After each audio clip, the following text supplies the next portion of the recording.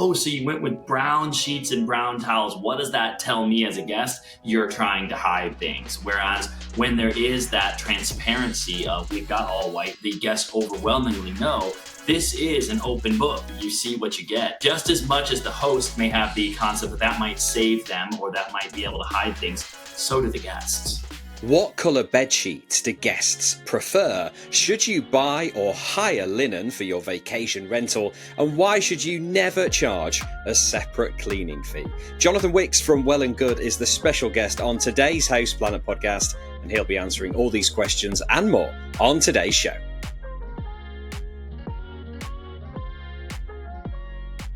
Jonathan, thank you for joining us on the House Planet podcast. 75% of guests are more likely to book a short-term rental if it's serviced like a hotel. Why is this, and how, as an operator, can you achieve this standard? Yes, well, thanks for having me, James. And you hit it right at the start, which is that guests have major preferences in the style of servicing when they stay at a vacation rental. The reality, though, is that those preferences are not often met. We want to know as a guest what to expect when we walk into the door of the vacation rental. And oftentimes it's a crapshoot. We are hoping that maybe the linens will be nice. We are hoping that there might be toilet paper or soaps, but we don't know that like we know a hotel. And so when we started to ask these guests about their preferences, everyone kind of leaning towards, well, if I just knew that it followed some of the same standards that a hotel does, I would have a lot more confidence as a guest. And one of the things when it comes to standardization and being consistent is the bed linen, the towels, the mattress. How important is it to get this right? And how important is it maybe not to go for the different colors and the wacky bed sheets and yellow towels and all that kind of thing? Yeah, you think about vacation rentals and you often think about the uniqueness of that experience. And so there's a lot of customization, and that's sometimes what people like about staying in a home. It feels unique, one of a kind. And I think that's great. I think that customization is very helpful when it sits on top of standardization. And I think you have to start with standardization in order to have the customized feelings feel actually nice. Because again, the uniqueness of maybe having a pink themed room and an orange themed room is really cool, right? The kids love it, or maybe it's unique for this particular place. However, the pink sheets that were maybe washed again and again and again at the quick wash cycle in the home, that loses its luster. And so, we encourage folks to continue to keep customization. That's awesome, but do it in a way that is on top of standardization. So maybe it's a pink throw pillow, and maybe it's a pink runner, as opposed to the basics, the essentials of those white sheets, of those white pillowcases. The guest wants to feel standardization first in order to enjoy customization. Okay, real talk now for all you hosts out there. You know that moment when your guest messages you again with, hey, what's the Wi-Fi code? Or you're staring at 5 different calendars, wondering if you've accidentally double booked the cottage. Yes, we've all been there. That's why here at House Planet, we recommend Hostfully. It's basically your rentals control center. It handles bookings across all the big platforms, syncs your calendars to ensure there are no double bookings, automates guest messages, and even creates these really slick digital guidebooks that stop all the repeat questions. Honestly, it just makes your life easier and keeps your guests happier, helping you achieve those all-important 5-star reviews. And here is a little bonus. If you're a House Planet listener, you can get $500 off onboarding for Hostfully's property management software and 30% off digital guidebooks for life. Just hit the link in the show notes and use the codes PLANET500 for the PMS and HousePlanetGB for the guidebooks. And if you'd like a proper walkthrough, there's also a link to book a demo with Frank Bosey from Hostfully. He will show you how it all works. Less stress, more bookings, sorted with Hostfully. I imagine there are some new hosts out there, and I was in this boat when I started, and we were thinking, oh, shall we get all white towels? Should we get all white sheets? And it was like, oh no, because if we get a stain on them, they're going to be ruined. So let's get grey, let's get brown, because then it'll look okay. Why is that a bad idea?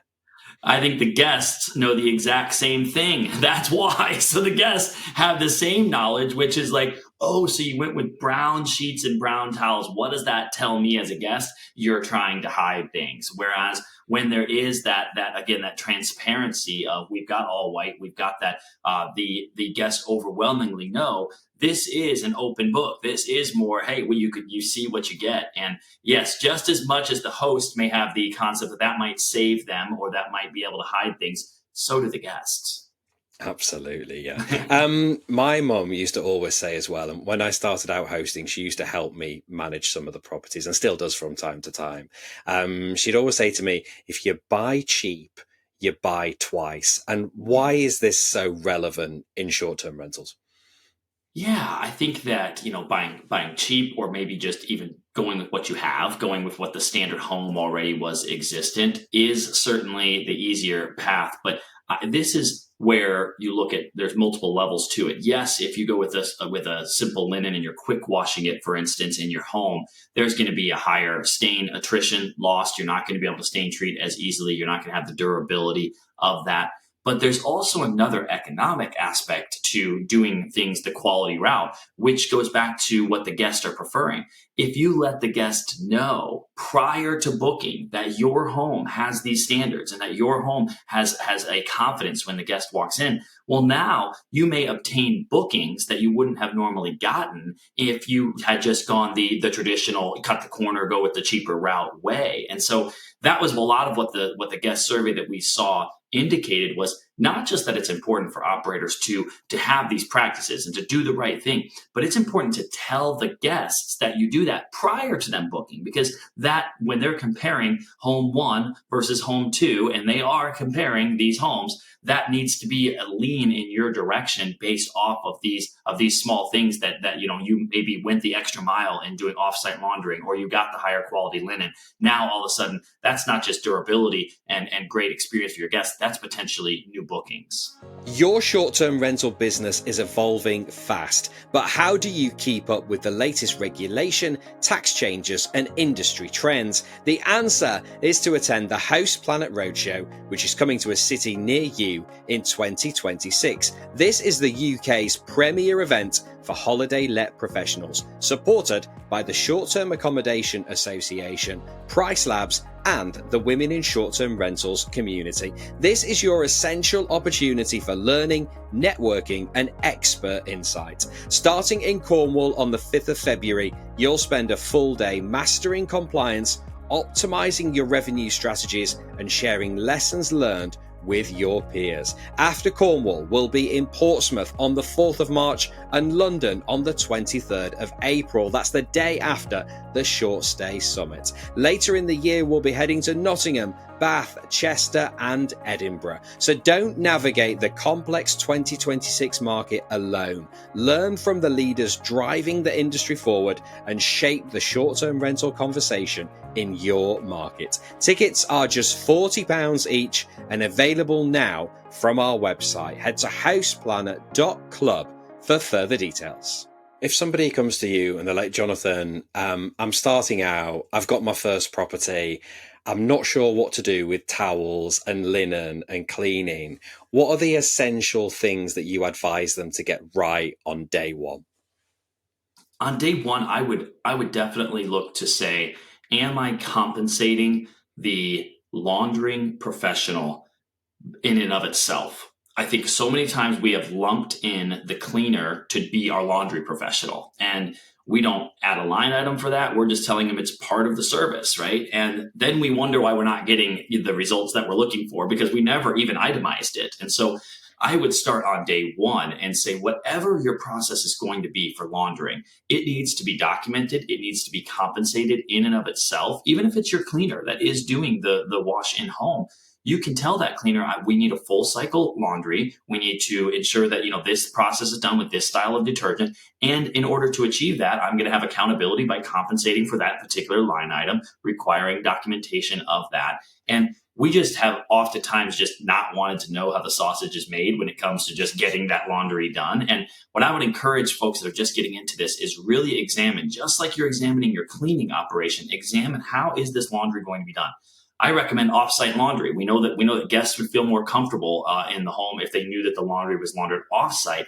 But regardless of how you do it, take that part seriously, compensate specifically for it, and you'll end up, no matter what your linen is, no matter what your in-home or out-of-home laundry process is, you're going to end up with a more consistent result for the guest. And again, something that you can have leaning on to tell the guest, this is our process, this is what we do, rather than, well, I think my cleaner just takes care of it. And should you buy all the linen, all the towels, or Mm. should you rent? Great question. Not an easy answer. I think that there is, it really depends on what's available in your area.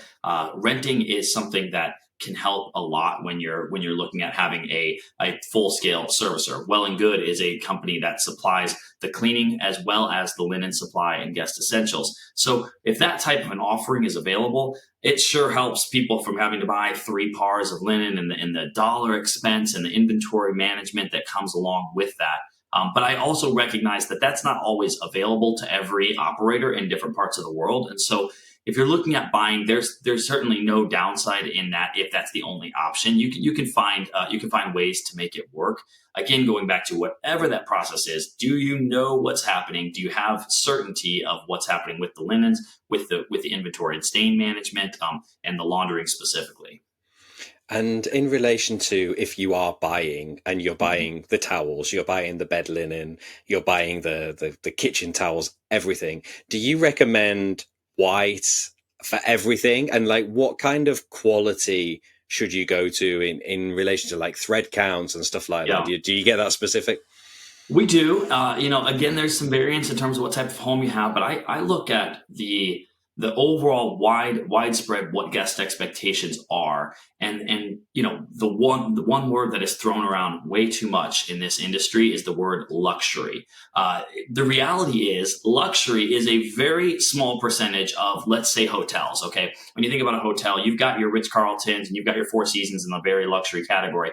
But there are a lot of upscale and really that nice premium offering, like a Courtyard by Marriott would be a good example. And that's going to have premium bed linens that are going to have probably most likely some sort of a cotton blend would be the starting point for that.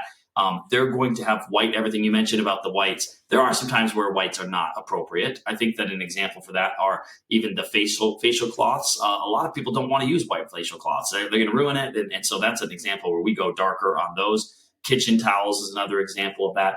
But regardless of where you go, I would always lean towards the cheapest is not going to be the best, and also we could know that the ultimate luxury when you're talking about the $300 sheet that goes onto your bed for a vacation rental, that may not also be the need either, because again, there is a very small percentage of truly luxury homes and travelers for that matter that want to pay for that, whereas the vast majority of folks, they want consistency in that mid to upper tier of an experience. And that's where we find if vacation rentals can meet that mark, they have now meet or surpassed the expectations of the vast majority of individuals. And so I try to look and say, if I was a Courtyard by Marriott, what would I be doing for my linens? What am I doing for that aspect of it? And that keeps you in a line that's going to really help the consumer and keep your cost and your actual expenditures within range. And if you are buying as well, how long should decent quality linen last? I mean, how often should you be thinking about changing? Is it every year? Is it every 6 months? Is it every 18 months? Yeah, 18 months would be your probably longest lasting linens is what I've found. And there's differences there. I mentioned about facial cloths. If you have white facial cloths, expect that expectancy to be way less. If things like pillowcases are going to go quickly. Bath mats are something that should be replenished all the time, but they're gonna go bad. They have more traffic and things like that. So it does depend on the specific item. When you're looking at the flat sheet, is probably the one that probably maybe has the longest lasting life. Typically, we'd see on a very good overall expanded out, timeline. 18 months is about the longest that we see. Now, here's the reality, though. You're going to get one guest, and that's going to ruin it on stay number one. And so there is major variance that comes between what type of guests people are having and all that. And it's hard to paint with a broad brush when you're talking about length of linens, but over 300,000 turnovers that we've done in our company, we typically see on the shorter end is a few months. On the longer end is on that 18-month cycle.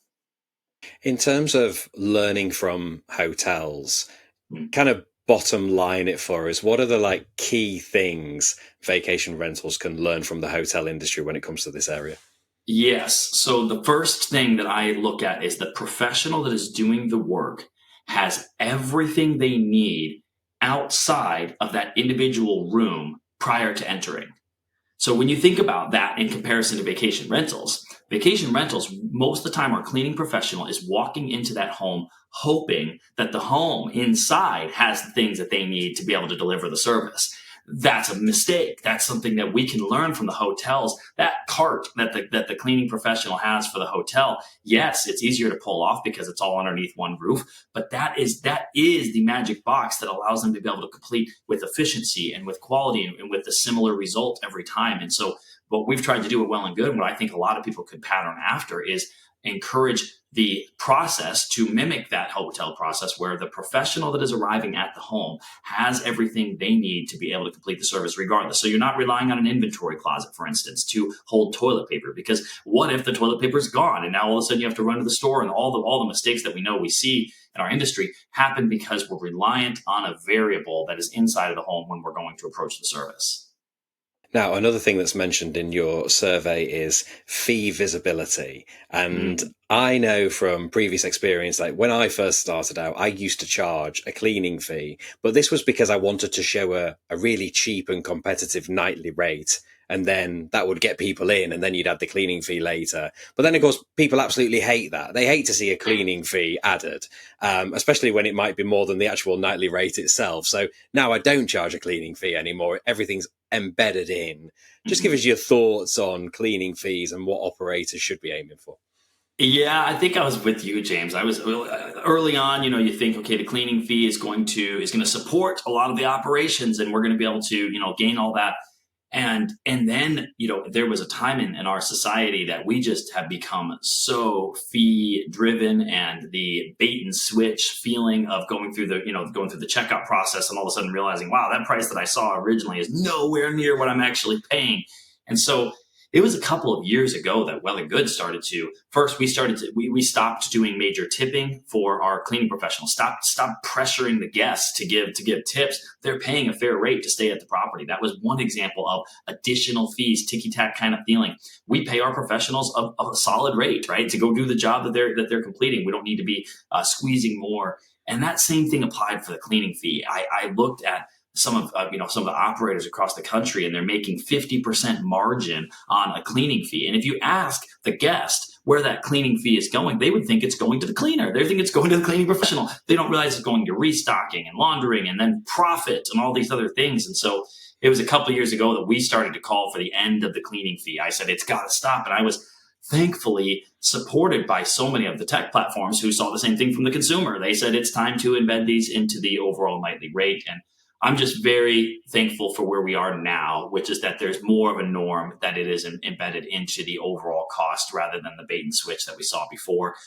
It led to unnecessary scrutinization of the cleaning professional. If you have a cleaning fee that is double, in essence, what the cleaning is going to require, the guest is now seeing that, and they are automatically thinking negative thoughts towards the cleaner because they think the cleaner is just making a ton of money. We know that's not the case, but again, what's the guest assuming is that it's going to the cleaner. And so I'm so happy to see this be also removed, not just from the scrutinization, but then the number one thing that people would want to then get removed if there's any sort of a challenge. There's literally Reddit threads about how to get your cleaning fee removed. If you just ask this question or you just do this, you can get your cleaning fee removed.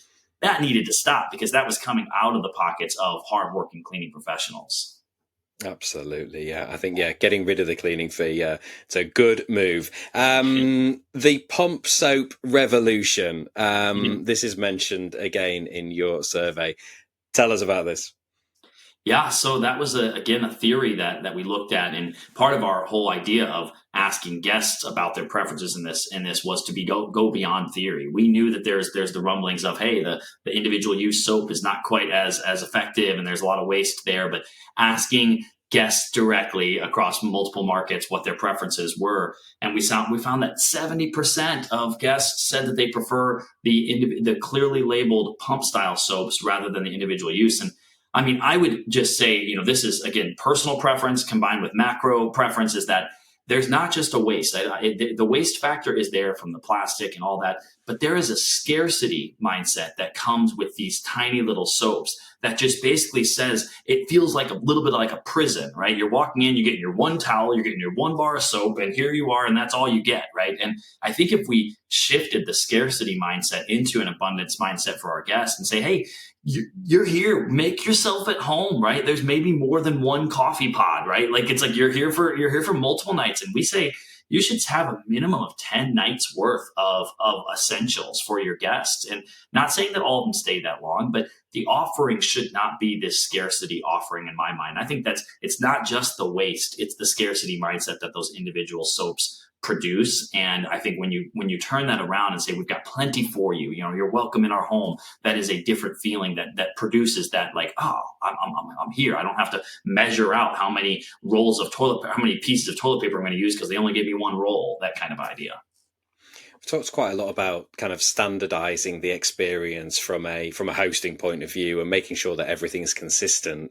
How can we apply this to the cleaning industry as well to make sure that every cleaner who works on vacation rentals understands the industry and knows exactly what they need to do? I mean, I've spoken to other cleaning companies before, and they said, oh, there needs to be some kind of training. There needs to be some kind of certificate that cleaners get so they really understand, that if they know how to clean a hot tub, for example.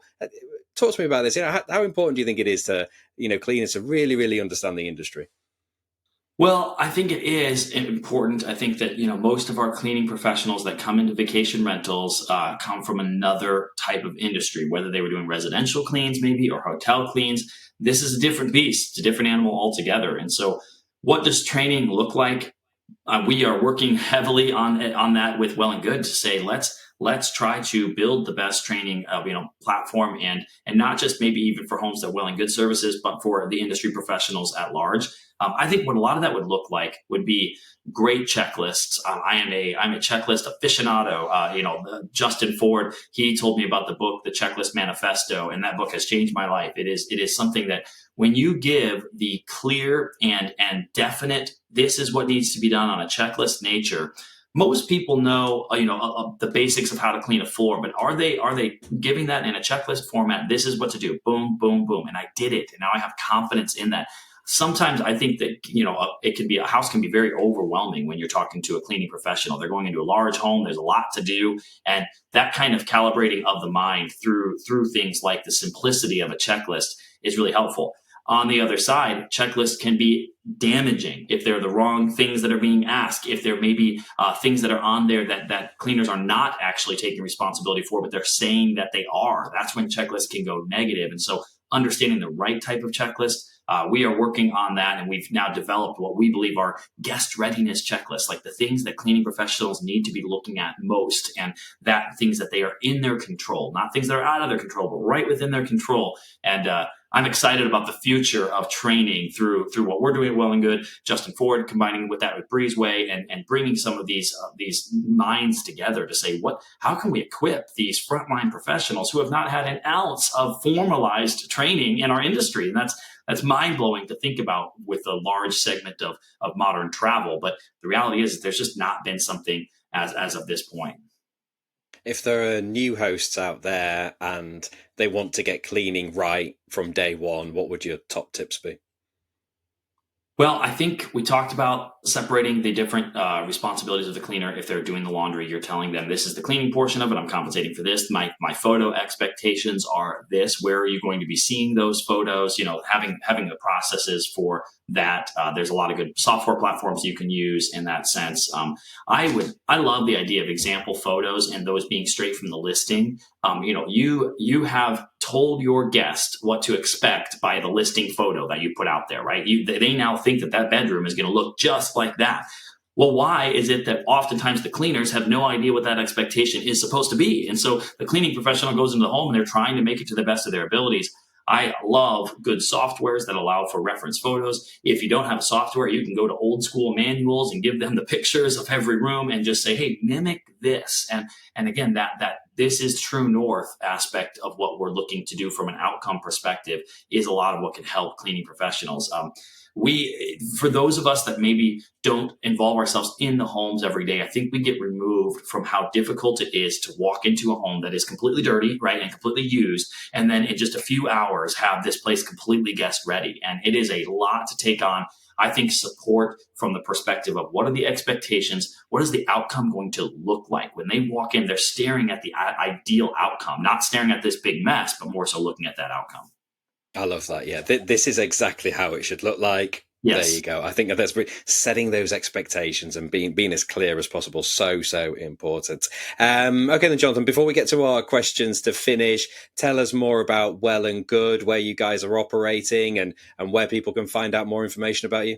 Sure. So Well and Good is a full-scale servicing company for vacation rentals. We operate in 20 locations here in the U.S., and we have those locations listed on our website, but really from coast to coast. And that's where we have physical locations that supply products. So think of a depot that the products are there. The cleaning professionals come to obtain those products, to go to each home to do the service. We service about 1,100 homes across those different locations. And then we also license out our process to great property managers and great property servicers that are not in our coverage area. So we want to provide as much support, as much training as possible. And so that's for maybe a manager who has their team set up, but they need support. They need more resources towards these professionals. And so helping on that front as well. And anybody who want to know more about it, whether having a service in one of our locations or obtaining some of our licensing support, you can go to our website, which is wellandgood.pro.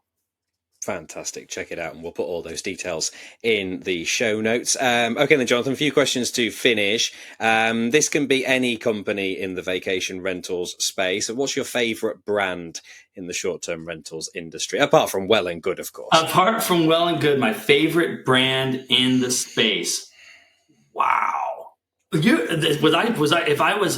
gonna delay and go for a bit, but I think right now this is going to sound incredibly trendy, but I love Casago. I've always loved them. Casago is a Scottsdale company just like ours is based out of, and Steve and I have known each other for a while. We went to a mastermind 3 years ago where he told me a line that changed my outlook, where he said, hospitality is in color and service is black and white. And what we provide at Well and Good is service, right? Black and white. We need to have a home that is guest ready, period. What that allows for is the color aspect of hospitality. And that's when somebody's coming in and giving that unique touch and that personalization and all that. And I think Casago does a great job of distinguishing between service and hospitality. And if you get service right, you can have hospitality. You can't have hospitality without having that black and white service be completed at the highest level. And so seeing what they're doing with localization and making sure that things are staying very much,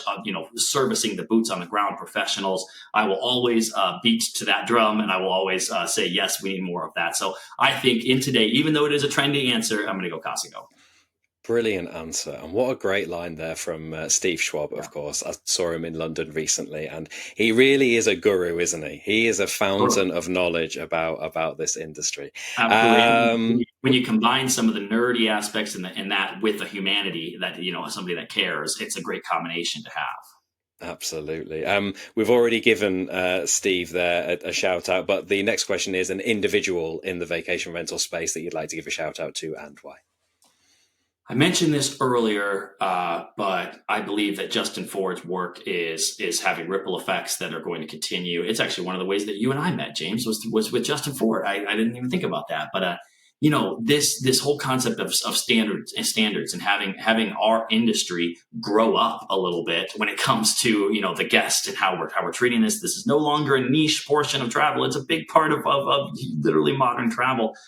what he's doing with putting the microphone out there towards let's have safety processes and let's look, it's literally saving lives. And he and I recorded a cleaner safety series where we helped cleaners be able to go through processes. What does safety look like for them, and how can they help the safety of the guests? And we were doing that, and I looked at it, and I'm just like, wow, like I've done work that's helped people and that's maybe benefited lives, but to look and say we're doing work that's actually saving lives is quite something. And so I think the work that he's doing is definitely important. It's being magnified. People are realizing it. So again, maybe trendy answer, but I think Justin's work is great.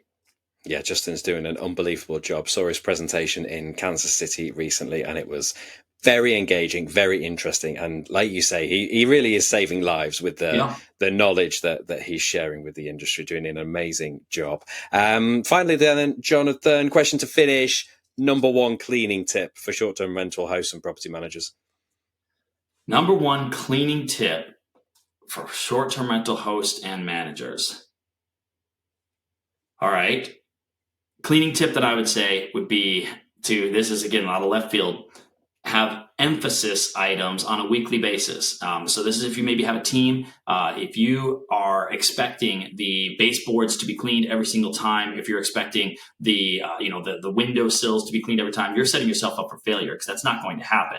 Whereas if you're also waiting for a deep clean to do those items and they're never being touched throughout the whole year and they're just building up and getting worse and worse, that's also a problem. So what we've done at Well and Good is create emphasis items where each week 1 is walls and baseboards. That's a time to hit the walls and baseboards. Week 2 is cabinets and drawers. This is a good time to reset those. And then week 3 is windows and closets. And so in week 4 is exteriors, where we emphasize a particular portion of the service on a weekly basis. So there's a cadence to that. And it's not saying you need to do every baseboard on week 1, but that's a time to look for the baseboard that needs some love. And that's a time to allow the professionals a bit of respite in terms of not having the weight of everything on them every time. Yes, of course, all the main surfaces need to be cleaned. Yes, of course, all that needs to happen. But those deep clean items shouldn't be building up throughout the course of the year. Rather, we can attack them from the emphasis portion to allow, when we do the deep clean, a lighter lift and a little bit more of emphasis on things that matter more on the deep clean. So emphasis items have helped us a lot, and that'd be maybe a tip that people could use.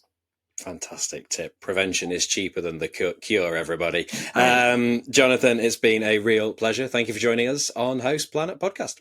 Thank you, James. Great to chat to Jonathan Wicks there from Well and Good. I hope you found those cleaning and guest experience tips useful. That's just about it for today's episode. Remember, this podcast is brought to you in collaboration with Hostfully, which is trusted by short-term rental professionals across the globe.